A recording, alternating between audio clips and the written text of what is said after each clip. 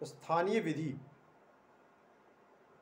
Local law, क्या होता है लोकल लॉ? किसे कहते हैं स्थानीय विधि? क्या ये कुछ अलग विधि है? तो मैं आपको बताने वाला हूं कि लोकल लॉ क्या है, किसे कहते हैं लोकल लॉ। आईपीसी के सेक्शन 42 में लोकल लॉ के लिए बताया गया है जो किसी विशेष क्षेत्र को लागू होती होगी, भारत के किसी विशेष क्षेत्र में लागू होती, तो वह स्थानीय विधि है।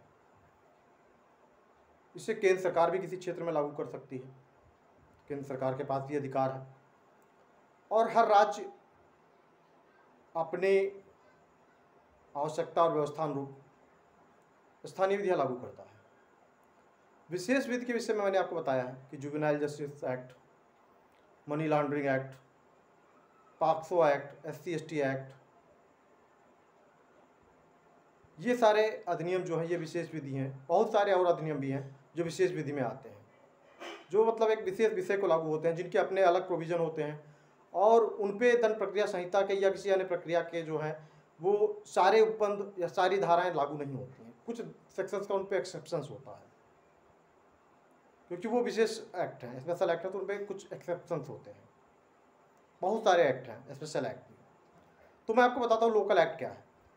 लोकल एक्ट मान लीजिए किसी राज्य के लिए है कि एक राज्य कोई लागू करता है। जैसे आप मान लीजिए मध्य प्रदेश में गोवंश संरक्षण अधिनियम है, तो वहाँ के जो प्रावधान है वो मध्य प्रदेश गोवंश संरक्षण अधिनियम है। उत्तर प्रदेश में कुछ अलग है, राजस्थान में कुछ अलग है। उत्तर प्रदेश में जैसे गैंगस्टर एक्ट है, उत्तर प्रदेश गैंगस्टर एक्ट, तो अब उत्तर प्रदेश में जो लागू है गैंगस्टर एक्ट 1986, ये उत्तर प्रदेश में लागू है, पूरे उत्तर प्रदेश में लागू है। इसके प्रावधान पूरे उत्तर प्रदेश में लागू है, मध्य प्रदेश में यह लागू नहीं है। उत्तर प्रदेश गुंडा अधिनियम केवल उत्तर प्रदेश में लागू है। भूमि विधियाँ जो आपके लैंड लॉज हैं, ये भी स्थानीय विधि है। किराएदारी अधिनियम स्थानीय विधि है। और अब तो कई राज्यों ने पुलिस एक्ट भी अपने अपने बना लिए हैं, पुलिस रेगुलेशन एक्ट भी अपना अपना बना लिया है कि पुलिस का संचालन कार्यभार कैसे होगा, और अन्य बहुत से विषय हैं। बहुत ब्रॉड एरिया है इसका, मतलब अगर बताने लगूंगा तो बहुत लंबा चौड़ा क्षेत्र। तो जो विधि राज्य में ही केवल लागू होती, किसी एक राज्य में किसी एक विशेष क्षेत्र को लागू हो, उससे ही स्थानीय विधि कहते हैं। आपने देखा होगा कि जैसे लैंड लॉ है, भूमि की जो विधियां हैं वो हर राज्य में अपने अलग अलग हैं, जैसे भी उसकी मतलब जो राष्ट्र की स्थितियाँ हों, परिस्थितियाँ हों, उस हिसाब से विधियाँ हैं। अपराध की भी विधि वैसे अलग है।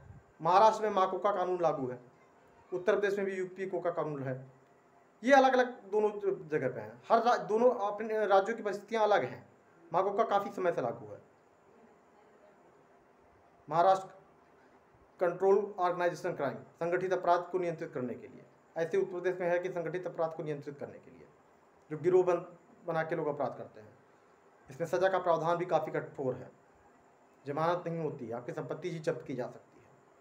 तो ऐसे लॉज इसलिए बनाए जाते हैं कि हाँ, स्थानीय जो है क्षेत्र या जो राज्य है उनकी परिस्थितियाँ क्या है। मान लीजिए कहीं आतंकवाद बहुत ज़्यादा है, तो वहाँ के लिए उस हिसाब से विधि बनानी पड़ेगी, लोकल एरिया को देखते हुए, क्षेत्र को देखते हुए। कहीं अपराध बिल्कुल नहीं है लेकिन भूमि के मामले बहुत ज़्यादा हैं, तो वहाँ पे ये होता है कि भूमि के संबंधित विधियाँ बनाई जाएँ ताकि लोगों को त्वरित इसका समाधान मिल सके। बहुत से एक्ट भी ऐसे हैं जो कहीं ना कहीं रूल्स बनाने की इजाज़त देते हैं, जैसे मोटर व्हीकल एक्ट है, तो ये राज्यों को रूल बनाने की इजाज़त देता है कि आप रूल बना सकते हैं, लेकिन एक्ट में आप कोई संशोधन नहीं कर सकते हैं, क्योंकि एक्ट जो है वो सेंट्रल एक्ट है, स्पेशल एक्ट है, पूरे देश में लागू है। लेकिन रूल्स के लिए आपको इजाज़त देते हैं कि आप रूल्स बना सकते हैं, नियम बना लीजिए। लेकिन नियम भी ऐसा नहीं होगा कि मूल अधिनियम के विरुद्ध हो जाएगा। डेलीगेटेड लेजिस्लेशन, प्रत्यायोजित विधान, उसकी एक सीमा है। अगर कोई भी मान लीजिए कानून है तो वह कभी मूल अधिकारों को भंग करेगा या तोड़ेगा या मूल अधिकार ही आपके नष्ट कर दे, ऐसा कोई कानून राज्य नहीं बना सकता है। अगर आपको शक्तियाँ प्रत्यायोजित कर दी गई हैं तो ये इसका मतलब ये नहीं कि आपको ऐसा कानूनी अधिनियम बनाएंगे जो आपके मूल अधिकारों को भंग करे। तो लोकल लॉ बस ये जान लीजिए आप कि जो विधि एक राज्य में लागू हो या किसी एक क्षेत्र विशेष को लागू हो, वो लोकल लॉ है, स्थानीय विधि है। जैसे मैंने बता दिया आपको कि भूमि विधियां हैं, हर राज्य में अपनी अपनी भूमि विधि है। कुछ अन्य विषयों पर भी है, जैसे जांच कमीशन वगैरह भी हैं कि कर्मचारियों की जांच कैसे की जाएगी। तो ये सारे मैटर्स जो भी कुछ हैं लोकल एक्ट में आ जाते हैं। तो यही स्थानीय विधि है जो किसी क्षेत्र को लागू है। जैसे किराए का मैटर है, तो हो सकता है कोई पहाड़ हिल एरिया हो, वहाँ किराया ज़्यादा हो, वहाँ की परिस्थितियाँ कुछ अलग हो, तो जो रेंट कंट्रोल एक्ट बैठेगा बनेगा उस स्टेट में या उस क्षेत्र में, तो वो उस क्षेत्र के लिए बनेगा, क्योंकि पहाड़ पे बड़ी दुश्वारियाँ होती हैं। तो हो सकता है मकान बनाना बड़ा कठिन है, अगर वहाँ टूरिस्ट जा रहे हैं, कोई जा रहा है, तो वहाँ हो सकता है कि वहाँ के हिसाब से काफ़ी कुछ किराया महंगा हो। तो इसलिए वहाँ की जो मतलब जो प्रावधान होंगे उस क्षेत्र के लिए हो सकता अलग हो जाए।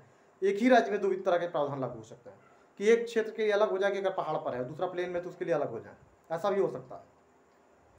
इसमें अनुच्छेद 14 का उल्लंघन भी नहीं होगा। क्यों नहीं होगा? क्योंकि दोनों की परिस्थितियाँ अलग हो गई। एक पहाड़ पर है, वहाँ मकान बनाना बहुत कठिन है, पानी ले जाना बहुत कठिन है, तो वहाँ किराया हो सकता है ज़्यादा हो जाए। अगर आप ट्रैवल करने जाते होंगे, टूरिस्ट होंगे, तो आप देखते होंगे कि हिल स्टेशन पे काफ़ी कुछ हर चीज़ महंगा रहता है, खाने पीने की भी चीज़ें महंगी मिलती हैं, लेकिन अगर आप प्लेन एरिया में होते तो सस्ती पड़ जाती है।